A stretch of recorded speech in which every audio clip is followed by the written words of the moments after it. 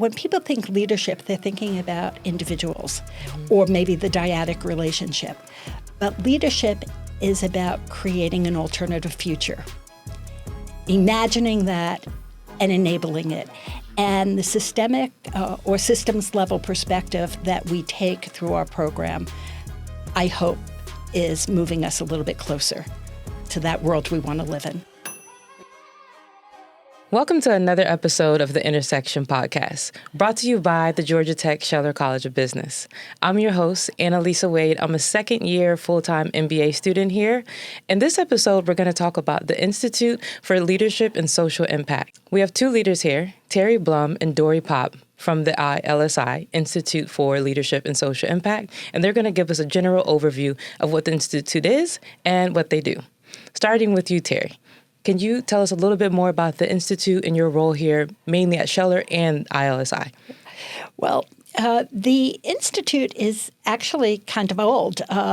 It became established when I was transitioning out of my dean role, which was around 2008, which is like 3 deans ago. And as I was preparing for the transition out, I worked with the leadership at Georgia Tech to attract an endowment for leadership development. And since that time, we have created a bunch of programs that we're located in Scheller. We prioritize Scheller, but we also serve the rest of Georgia Tech. And it's around a particular type of leadership, servant leadership, which is the goal is to develop leaders to create more just, caring, and sustainable organizations and institutions. And we do that by a series of curricular and co-curricular activities having to do with leadership development, but we also connect it to the nonprofit world where people are able to not only do good, but are able to exercise their leadership muscle in what we consider to be our laboratory. And so it's been really exciting because Dori was with me since the beginning and is, as you said, the managing director. And we also have several other staff members who are longtime staff members who have certainly contributed to the evolution of the ILSI and integrating with the changing and awesome Scheller College of Business. Can you tell us a little bit about the motivation behind founding or starting ILSI? Was there a need that you anticipated or saw?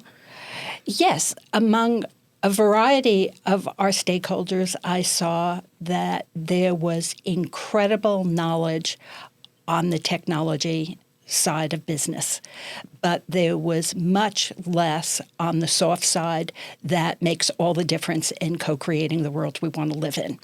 And so it was an attempt to come up with a series of activities that would enable people to exercise their leadership and teamwork muscle to create a better world. That's great. I can definitely see the need for that as an MBA student. Dori, can you tell us a little bit about what programs you offer in ILSI? Yes, I would love to. We do have a variety of programs, and I'll tell you about a couple that I'm directly involved with and have been for the past couple of years. Let me start with our most recent program, which is the Social Impact Fellowship. And this one is open to undergrad and graduate students. And it really, what I love about it, that it arose from a real need. So back in the pandemic, nonprofit organizations all of a sudden overnight were left without their big base of volunteers. And a lot of their operations are based on volunteers. So on one hand, there was the need from that. And then a bunch of Georgia Tech students who had summer internships lined up, those fell through. So it was really a natural match made when nonprofit organizations reached out to us and said, can you connect us to some students to help us close this gap, do virtual internships with us? And we had our own students saying, I don't know what to do with my summer. It affects, my resume, my plan of study.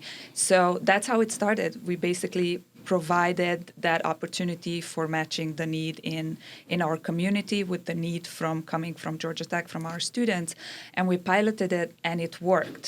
So then we invited on more nonprofit and community organizations to serve as partners. If they have an intern need, we advertise that on campus, and we give the organization the power to decide who is the best candidate for that role. So they interview the students who apply with them, and then when they selected their ideal candidate, they refer them to us to become a social impact fellow with ILSI.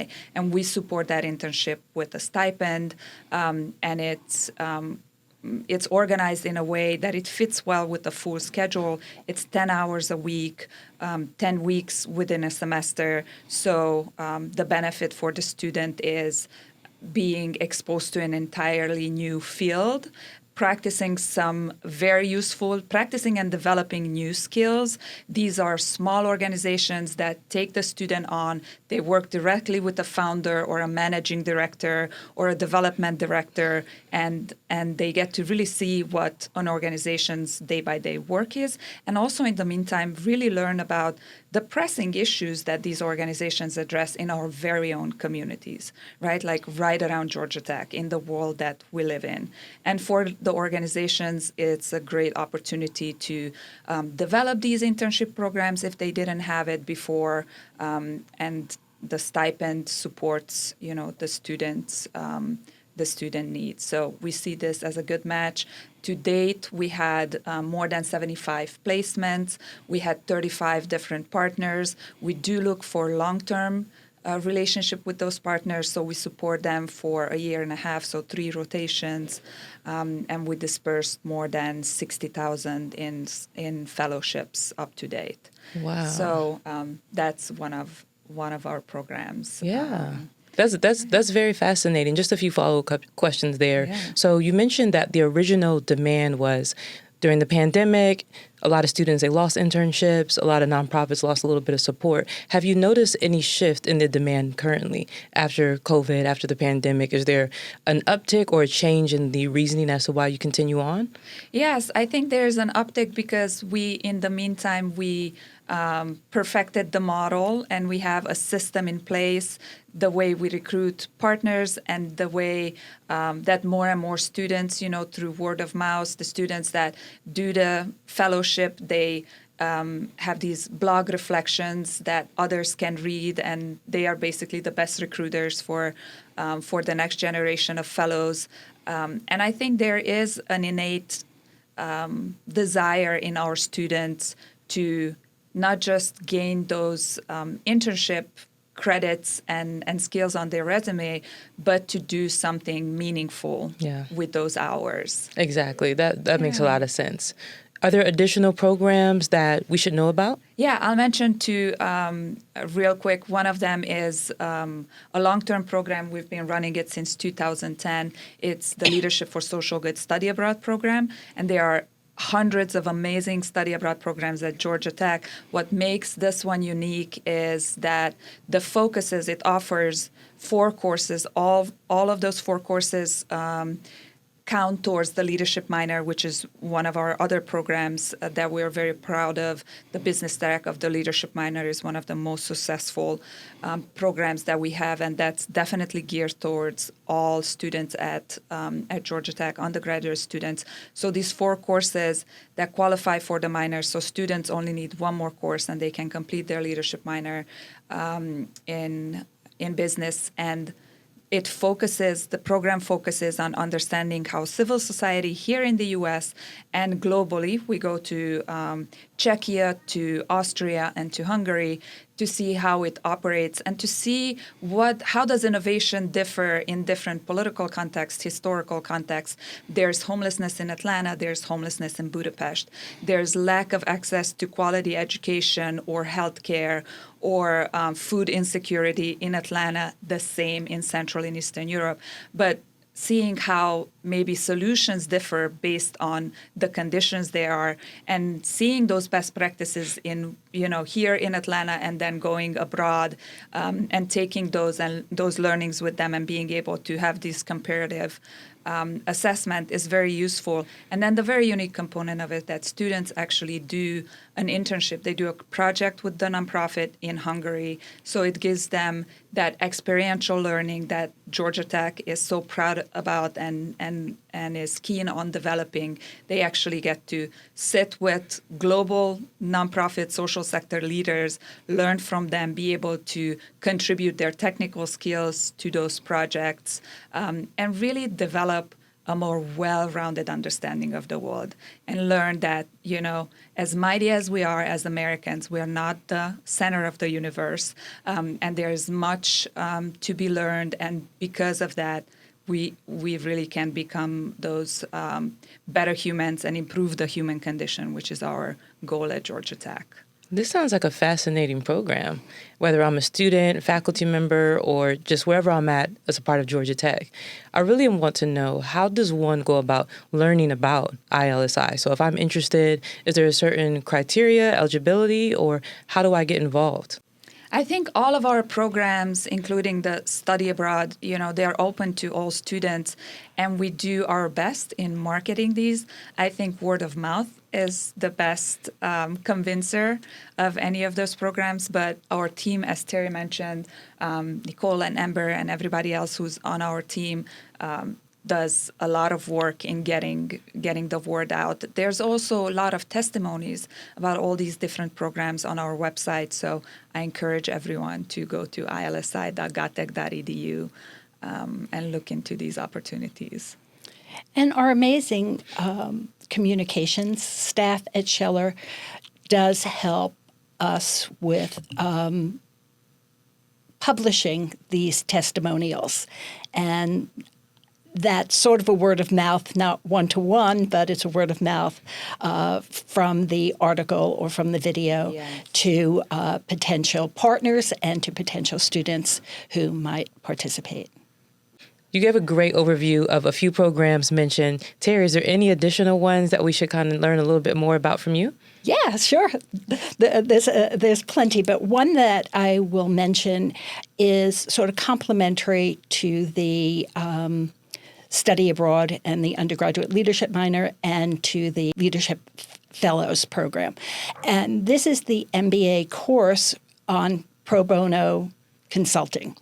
And this has been in place, since the beginning of ILSI.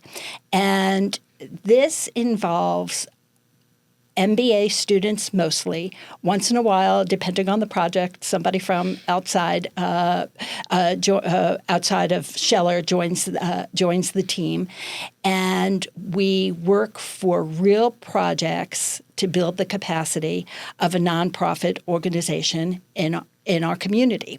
And so these teams of truly brilliant students are working on a problem that is presented to us. They do a statement of work, and they execute that project for the organization. They present it back to the CEO or executive director or to their board of directors, and these are meaningful projects that allow the students to exercise their leadership muscle because they're doing shared leadership with people that they may not know. They are working out the teamwork among those people. They are managing up by managing the CEO client, who often needs to be reined in. And so the students are getting real-world skills related to leadership, but are also getting to apply their very substantial knowledge in a way that the organizations can absorb. Often these organizations have a lot of heart, they're under-resourced, and somebody coming with a business perspective with some tools, which may not even be our advanced tools, could make all the difference in the world to these organizations. We do about 15 to 20 projects a year. Many of them are repeat clients, and we have 60 to 80 students per year who participate in one of the projects. An example, I can actually give you two examples of really big impact. One is Georgia Works is an organization for homeless men. And it's also a work program because it's building their dignity and creating a bank account, getting them all the resources so that they could go on and live and a life with a home and reconnecting with their family. Well, our students did a cost-benefit analysis that was brought to the Woodruff Foundation by the leadership of the Georgia Works organization. And one of their findings was just how much is saved from people not using emergency rooms when they graduate from the program. And Woodruff Foundation was funding that emergency room. Isn't it better to go, downstream and build the capacity of people so that they can get their health care elsewhere? And so that's one example. Another example is Georgia Works, an organization that you are now on a project. I'm sorry. Yeah. Another organization is Global Growers, an organization that you're working on a project for. And in the past, we did a project to look at the feasibility of doing an event venue at their Conyers farm. And the students showed that it would be a really bad idea. And I don't even think they got through the whole final presentation before some of the leadership who were listening to that presentation decided that this would be the tail that wagged the dog and could actually put the whole organization at risk. So those are just two very significant projects of many. We've done hundreds since the beginning of this course. Being on that team of Global Growers, I can definitely attest to how impactful it is to see this is my strategy. We had a chance to go visit the farm and really see how we can impact and drive direction. So I 100% agree. I think the work that you all are leading is amazing and has impacted my own MBA journey in a very positive way. It's been great. That's outstanding. And it's just so important to me that our students who are likely to be working in the private sector are going to serve on the boards of these nonprofit organizations. And so this is not a one-and-done project, but it's a mentality, a mindset of community building. Yes, absolutely. Is there anything else about ILSI? I've learned a lot today, but is there anything else, additional programs or? Yeah, there's one other. There's actually two other programs. One is that the College of Business, the Scheller College, provides a lot of resources for PhD students and for faculty to do research.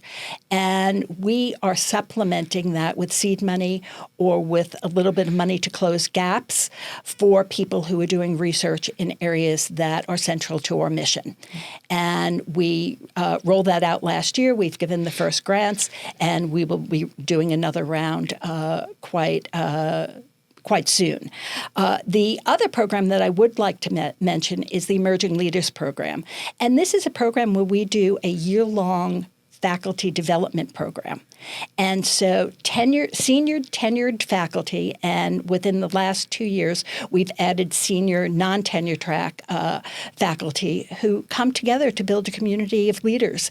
And there's a whole curriculum through the year that focuses on self-awareness, because self-awareness gives you choice, self-management, social awareness, and relationship management, the actual I to we transition, where you develop others for themselves to become leaders, which is the essence of servant leadership.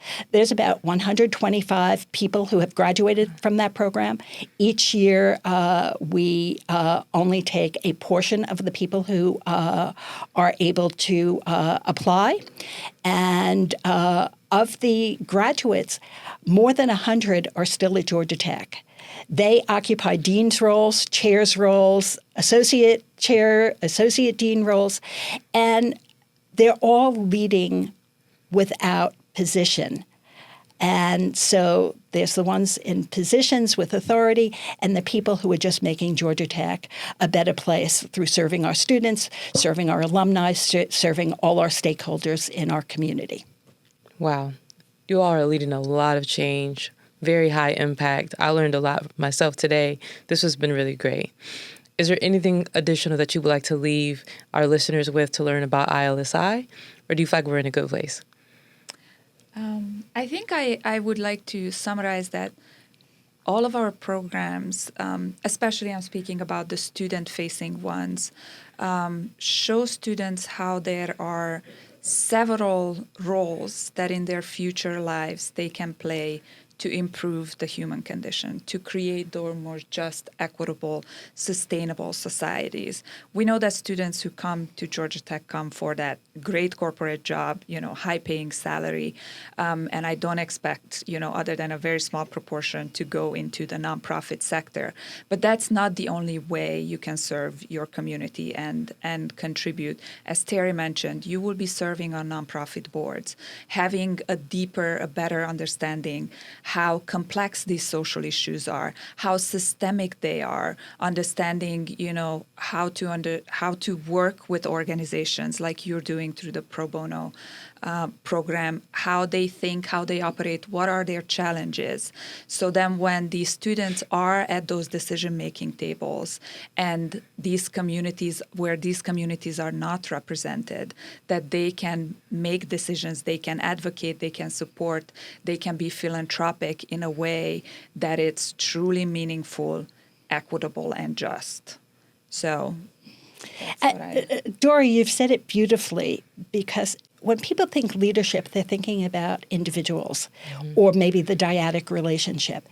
But leadership is about creating an alternative future, imagining that and enabling it. And the systemic or systems level perspective that we take through our program, I hope, is moving us a little bit closer to that world we want to live in. Thank you both. I have been inspired today. I'm sure our listeners listening to this today will also be inspired. Thank you for tuning in to another episode of the Intersection Podcast. I invite you to rate, subscribe to us on Apple, YouTube, Spotify, and SoundCloud. If you would like to learn more about ILSI, please reach out to the Institute. Have a great day.